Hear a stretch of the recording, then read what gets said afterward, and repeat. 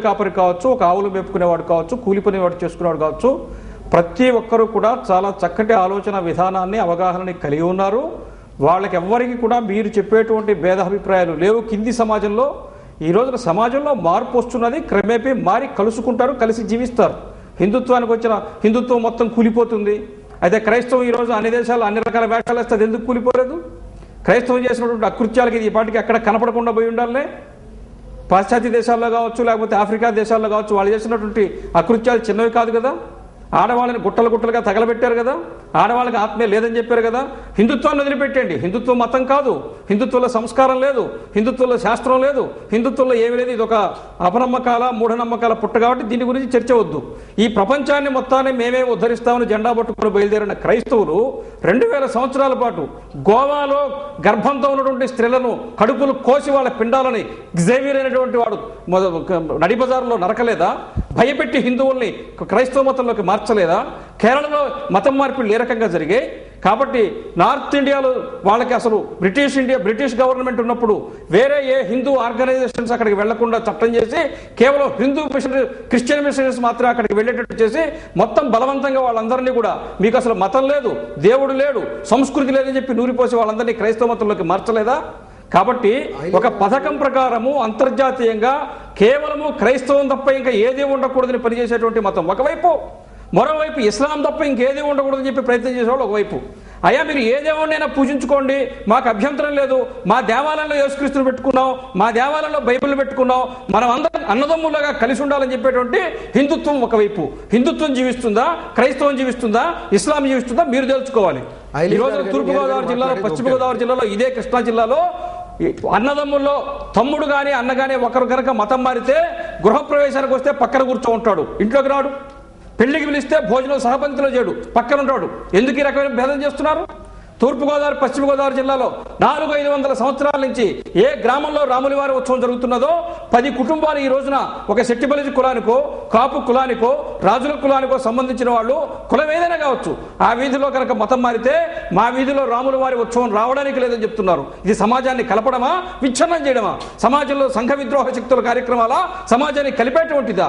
ఈ దేశ సమైక్యతకి, సమగ్రతకు భంగం కలిగించేటువంటి పద్ధతిలో క్రైస్తవ మిషనరీలు భార్యాభర్తల మధ్యన, బిడ్డలకు తల్లిదండ్రులకి మధ్యన చిచ్చు పెడుతూ ఉంటే దాని ఒక మేధావుగా మీరు ఎట్లా సమర్థిస్తారని చెప్పి మిమ్మల్ని ప్రశ్నిస్తున్నాం. క్రైస్తవాన్ని ప్రశ్నించడం లేదు. పూజించుకోండి, గ్రంథాన్ని మీరు పూజించుకోండి, మీరు చర్చకి వెళ్ళండి, మాకు అభ్యంతరం లేదు.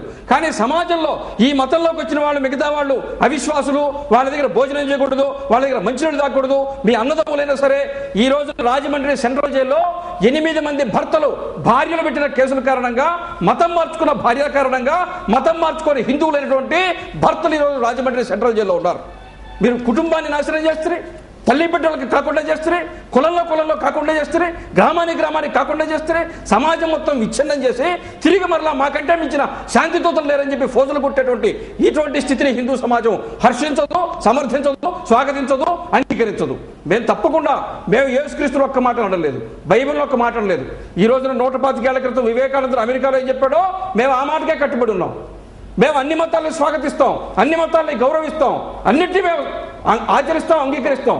కానీ మీరు చాపకింద నీళ్ళలాగా ఏమీ తెలియకుండా చెప్పండి, మాకేమి వాళ్ళే వచ్చారని సమర్థించుకోవడం సమంజసం కాదు. రియాలిటీస్ వేరు. మీరు గ్రామాలకు వెళ్ళండి, గ్రామాల్లో చాలా అన్యాయం, దురాక్రమణ, దురంతాలు సమాజంలో ఈ రోజున పరిస్థితి ఉంది. కమల్ కుమార్ గారు ఏమంటున్నారంటే కేవలం కులాలు, అసమానతలు హిందూయిజంలోనే ఉన్నాయని చెప్పి క్రిస్టియానిటీలోకి తీసుకెళ్తున్నారు. క్రిస్టియానిటీలో కులాలు లేవా, వర్గాలు లేవా? కమ్మలు ట్రాన్స్ఫర్ అయితే, కన్వర్ట్ అయితే కమ్మలందరూ మారిన క్రిస్టియానిటీలో వాళ్ళు వేరే చర్చికి వెళ్ళరు, రెడ్లు వేరే చర్చికి వెళ్ళరు. కులాలు పోలేదు, మతం మారిన అసమానతలు పోలేదు. అదేవిధంగా హిందూయిజంలో ఉన్నాయని చెప్తున్నా అన్ని అకృత్యాలు క్రిస్టియానిటీలో కూడా ఉన్నాయంటున్నారు. సార్ ఇప్పుడు వారు చెప్పినవన్నీ కూడా నిరాధార సత్యాలు, అవి ఆధారాలు లేనిటువంటి సత్యాలు అవి. అయితే ఏంటంటే అన్ని గ్రంథాలు ఘోషిస్తున్నాయండి ఏమని, రక్తం చిందించకుండా పాప పరిహారం కలగదు. ఆ సత్యాన్ని మేము బోధిస్తున్నాం. ఎందుకంటే బలవంతం మత మార్పిడి, ఒక విధంగా చెప్పాలంటే బలవంతం మత మార్పిళ్ళు వాళ్ళు చేస్తున్నారు. ఎలాగంటే దళిత గోవిందం అని చెప్పి వాళ్ళు మీరు మా దేవుడి దగ్గర రానవసరం లేదు, కానీ మా దేవుడి మీ దగ్గర తీసుకొస్తాం, మీ వీధుల్లోకి తీసుకొస్తాం, మీ ఇళ్లలోకి తీసుకొస్తాం అనేటువంటి మత మార్పిడి వీధి వీధిని వెళ్ళి గ్రామ గ్రామాలకు వెళ్ళి వాళ్ళు చేస్తున్నారు. మత మార్పిడి ఎవరు చేస్తున్నారండి? నేను స్టార్టింగ్ లోనే చెప్పాను, ఎక్కడైనా క్రైస్తవులు బలవంతపు మత మార్పిడి చేస్తున్నట్లుగా ఎక్కడైనా ఒక కేసు నమోదైందా అని చెప్పేసి అని ప్రశ్నిస్తే దానికి ఆన్సర్ ఇవ్వలేకపోయారు. కనుక మీకు చెప్తున్నటువంటి సత్యం ఏంటంటే మేము మంచి బోధిస్తున్నాం, ఆ మంచి వాళ్ళకి ఇష్టమైతే నమ్ముతున్నారు, లేకపోతే లేదు. అది ఎందుకంటే చెడు మార్గంలో నుంచి మంచి మార్గంలో రమ్మని చెప్తున్నాం, అది తప్ప? నేను ప్రశ్నిస్తున్నానండి స్వామీజీ గారిని, మేము మంచి మార్గంలో రమ్మని చెప్తున్నా. స్వామి మాట్లాడండి, స్వామీజీ అక్కడే ఉన్నారు, మీరు మాట్లాడండి. ఏ విధమైన చేస్తున్నాం? మీరు చాలా మంచి బోధించారు కాబట్టి కన్న తల్లి కడుపు మీద కూర్చుని రొమ్ములు కోసేసి కళ్ళు ఒత్తేసి చంపేసి ప్రభు నా దగ్గరికి పంపించేమన్నాడు అని చెప్పి ఒక కొడుకు చెప్తాడు క్రైస్తవుడుగా మారినవాడు. హైదరాబాద్ లో టీవీ ఛానల్స్ లో వచ్చింది. మాట్లాడితే మేము మాట్లాడిన ప్రతి ఒక్కదానికి ఆధారం ఉంది, మేము రుజువు చేయడానికి సిద్ధంగా ఉన్నాం. మీరు సిద్ధంగా ఉండండి. మేము చెప్పిన ప్రతిదానికి ఆధారం ఉంది, మేము చెప్పిన ప్రతిదానికి రుజువు ఉంది, సాక్ష్యం ఉంది.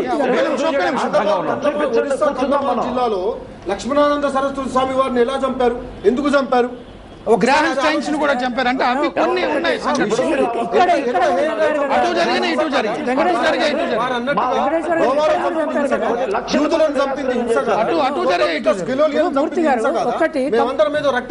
ఒక్క నిమిషం.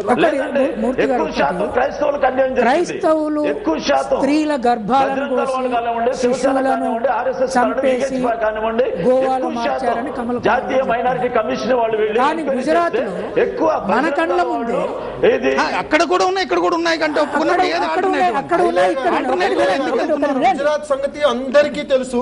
అది గుజరాత్ యొక్క సంఘటన జరగడానికి కారణం ఏందో ముందు చెప్పండి.